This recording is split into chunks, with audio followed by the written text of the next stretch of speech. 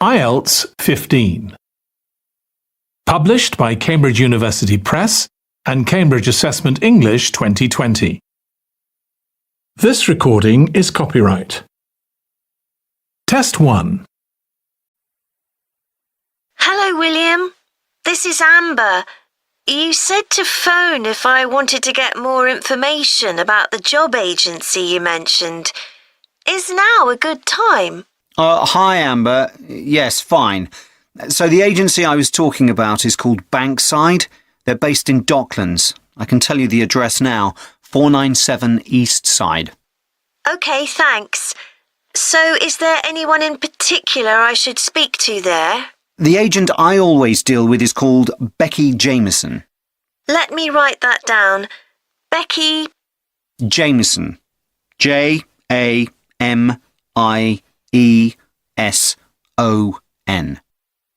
Do you have her direct line? Yes, it's in my contacts somewhere. Right, here we are. 07866 510 333. I wouldn't call her until the afternoon if I were you. She's always really busy in the morning trying to fill last-minute vacancies. She's really helpful and friendly, so I'm sure it would be worth getting in touch with her for an informal chat. It's mainly clerical and admin jobs they deal with, isn't it? That's right. I know you're hoping to find a full-time job in the media eventually, but Becky mostly recruits temporary staff for the finance sector, which will look good on your CV and generally pays better too. Yeah, I'm just a bit worried because I don't have much office experience. I wouldn't worry. They'll probably start you as a receptionist or something like that. So what's important for that kind of job isn't so much having business skills or knowing lots of different computer systems, it's communication that really matters, so you'd be fine there. And you'll pick up office skills really quickly on the job. It's not that complicated. OK, good. So how long do people generally need temporary staff for? It would be great if I could get something lasting at least a month. That shouldn't be too difficult. But you're more likely to be offered something for a week at first, which might get extended. It's unusual to be sent somewhere for just a day or two. Right. I've heard the pay isn't too bad. Better than working in a shop or a restaurant. Oh yes, definitely. The hourly rate is about £10, $11 if you're lucky. That's pretty good. I was only expecting to get £8 or £9 an hour. Do you want me to tell you anything about the registration process? Yes, please. I know you have to have an interview. The interview usually takes about an hour, and you should arrange that about a week in advance. I suppose I should dress smartly if it's for office work. I can probably borrow a suit from Mum. Good idea. It's better to look too smart than too casual. Will I need to bring copies of my exam certificates or anything like that? No, they don't need to see those, I don't think. What about my passport? Oh yes, they will ask to see that. OK. I wouldn't get stressed about the interview, though.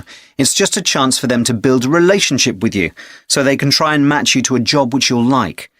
So there are questions about personality that they always ask candidates, fairly basic ones. And they probably won't ask anything too difficult, like what your plans are for the future. Hope not. Anyway, there are lots of benefits to using an agency. For example, the interview will be useful because they'll give you feedback on your performance so you can improve next time. And they'll have access to jobs which aren't advertised. Exactly. Most temporary jobs aren't advertised. And I expect finding a temporary job this way takes a lot less time. It's much easier than ringing up individual companies. Yes, indeed.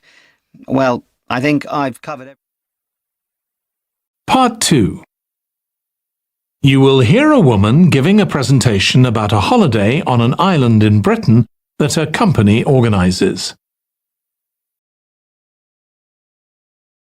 My name's Erica Matthews, and I'm the owner of Matthews Island Holidays, a company set up by my parents. Thank you for coming to this presentation, in which I hope to interest you in what we have to offer. We're a small family-run company, and we believe in the importance of the personal touch. So we don't aim to compete with other companies on the number of customers. What we do is build on our many years' experience, more than almost any other rail holiday company, to ensure we provide perfect holidays in a small number of destinations, which we've got to know extremely well. I'll start with our 6-day Isle of Man holiday. This is a fascinating island in the Irish Sea, with Wales to the south, England to the east, Scotland to the north, and Northern Ireland to the west. Our holiday starts in Heysham, where your tour manager will meet you. Then you'll travel by ferry to the Isle of Man. Some people prefer to fly from Luton instead, and another popular option is to go by train to Liverpool and take a ferry from there. You have 5 nights in the hotel, and the price covers 5 breakfasts and dinners, and lunch on the 3 days when there are organised trips. Day 4 is free, and most people have lunch in a cafe or restaurant in Douglas. The price of the holiday includes the ferry to the Isle of Man, all travel on the island, the hotel, and the meals I've mentioned. Incidentally, we try to make booking our holidays as simple and fair as possible, so unlike with many companies, the price is the same whether you book 6 months in advance or at the last minute, and there's no supplement for single rooms in hotels. If you make a booking, then need to change the start date, for example because of illness, you're welcome to change to an alternative date or a different tour for a small administrative fee. So, what does the holiday consist of? Well, on day 1, you'll arrive in time for a short introduction by your tour manager, followed by dinner in the hotel. The dining room looks out at the river, close to where it flows into the harbour, and there's usually plenty of activity going on. On day 2, you'll take the coach to the small town of Peel, on the way calling in at the Tynwald exhibition. The Isle of Man isn't part of the United Kingdom, and it has its own parliament called Tynwald. It's claimed that this is the world's oldest parliament that's still functioning, and that it dates back to 979. However, the earliest surviving reference to it is from 1422, so perhaps it isn't quite as old as it claims. Day 3, we have a trip to the mountain Snaefell. This begins with a leisurely ride along the promenade in Douglas in a horse-drawn tram. Then you board an electric train which takes you to the fishing village of Laxey. From there, it's an 8-kilometre ride in the Snaefell Mountain Railway to the top. Lunch will be in the cafe, giving you spectacular views of the island. Day 4 is free for you to explore, using the pass which we'll give you. So you won't have to pay for travel on local transport or for entrance to the island's heritage sites. Or you might just want to take it easy in Douglas and perhaps do a little light shopping.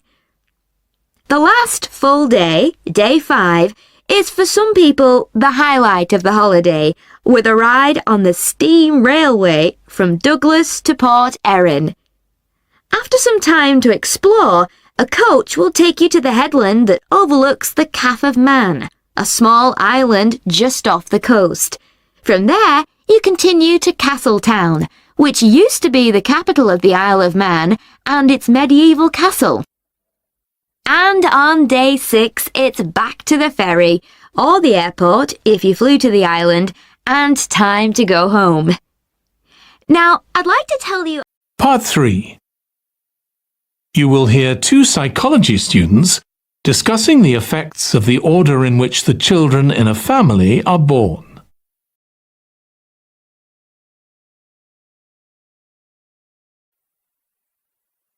Ed, how are you getting on with the reading for our presentation next week? Well, okay, Ruth, but there's so much of it. I know. I hadn't realised birth order was such a popular area of research. But the stuff on birth order and personality is mostly unreliable. From what I've been reading, a lot of the claims about how your position in the family determines certain personality traits are just stereotypes, with no robust evidence to support them. OK, but that's an interesting point. We could start by outlining what previous research has shown. There are studies going back over 100 years. Yeah, so we could just run through some of the typical traits. Like the consensus seems to be that oldest children are generally less well adjusted because they never get over the arrival of a younger sibling.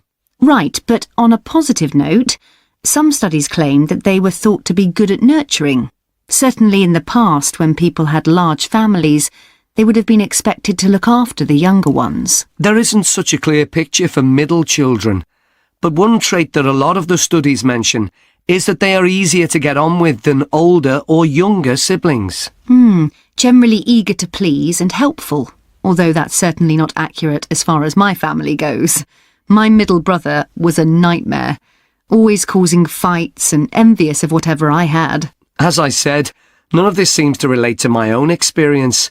I'm the youngest in my family, and I don't recognise myself in any of the studies I've read about. I'm supposed to have been a sociable and confident child who made friends easily, but I was actually terribly shy. Really? That's funny. There have been hundreds of studies on twins, but mostly about nurture versus nature. There was one on personality which said that a twin is likely to be quite shy in social situations because they always have their twin around to depend on for support. My cousins were like that when they were small. They were only interested in each other and found it hard to engage with other kids. They're fine now, though. Only children have had a really bad press. A lot of studies have branded them as loners who think the world revolves around them because they've never had to fight for their parents' attention. That does seem a bit harsh. One category I hadn't considered before was children with much older siblings. A couple of studies mentioned that these children grow up more quickly and are expected to do basic things for themselves, like getting dressed. I can see how that might be true, although I expect they're sometimes the exact opposite, playing the baby role and clamouring for special treatment. The problem with most of these studies, do you think? I think it was because, in a lot of cases, data was collected from only one sibling per family, who rated him or herself and his or her siblings at the same time. Some of the old research into the relationship between birth order and academic achievement has been proved to be accurate, though.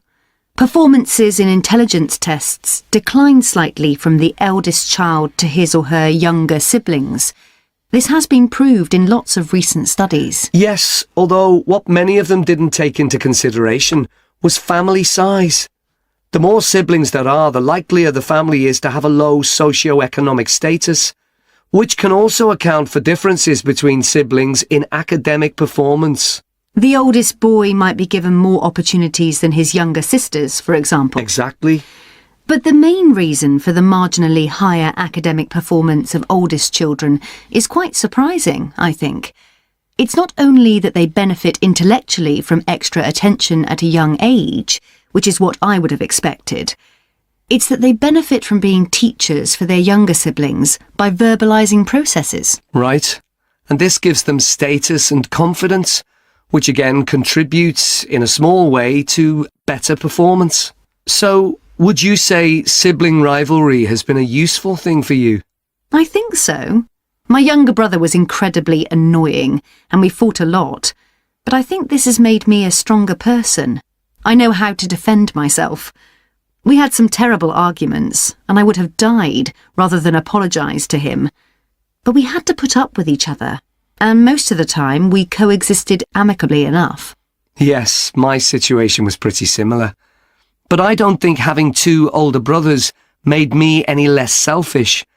I was never prepared to let my brothers use any of my stuff. That's perfectly normal, whereas sometimes...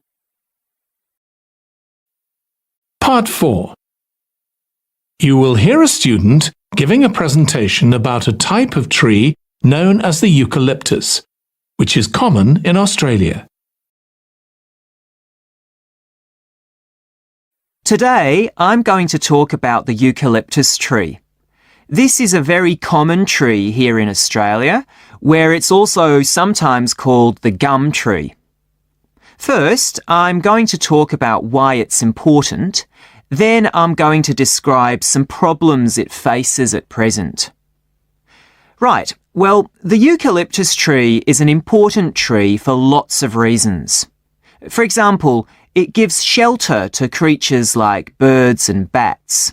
And these and other species also depend on it for food, particularly the nectar from its flowers.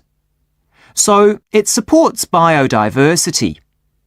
It's useful to us humans too, because we can kill germs with a disinfectant made from oil extracted from eucalyptus leaves. The eucalyptus grows all over Australia, and the trees can live for up to 400 years. So it's alarming that all across the country, numbers of eucalyptus are falling because the trees are dying off prematurely.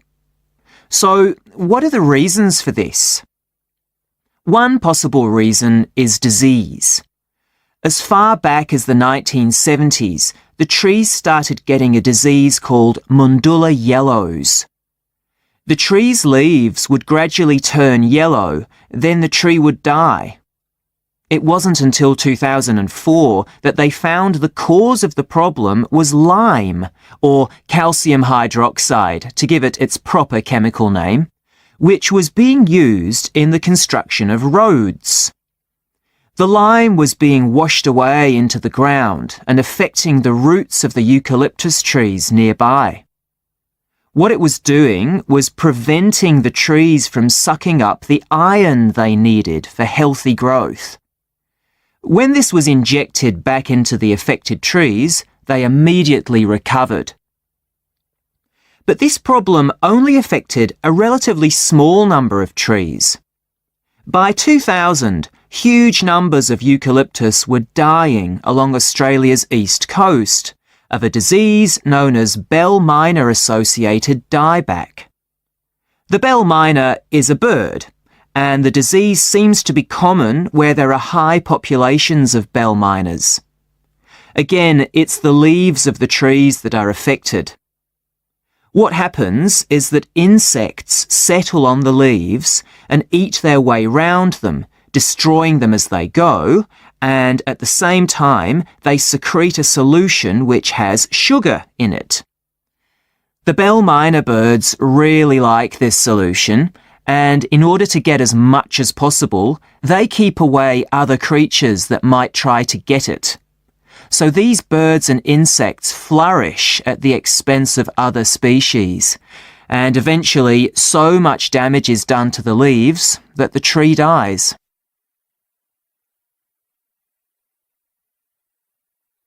But experts say that trees can start looking sick before any sign of bell miner associated dieback.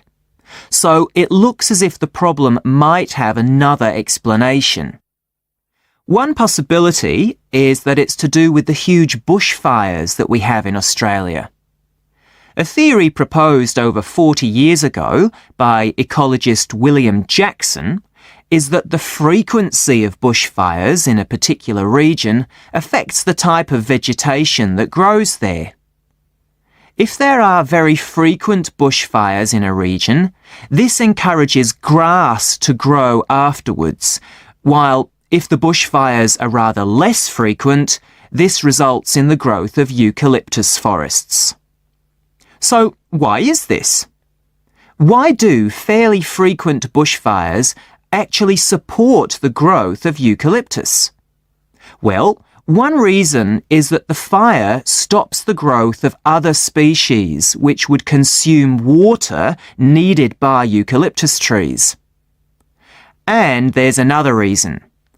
If these other quick-growing species of bushes and plants are allowed to proliferate, they harm the eucalyptus in another way by affecting the composition of the soil and removing nutrients from it.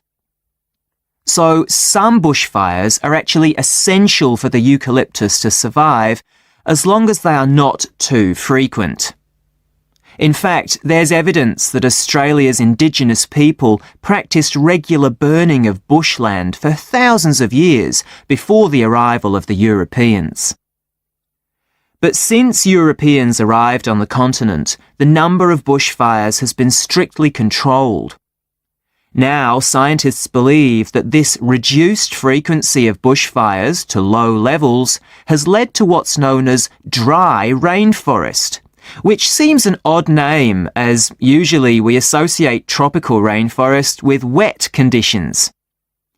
And what's special about this type of rainforest?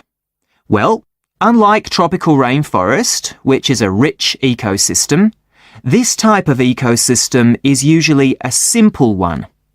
It has very thick, dense vegetation, but not much variety of species. The vegetation provides lots of shade, so one species that does find it ideal is the bell myna bird, which builds its nests in the undergrowth there. But again, that's not helpful for the eucalyptus tree.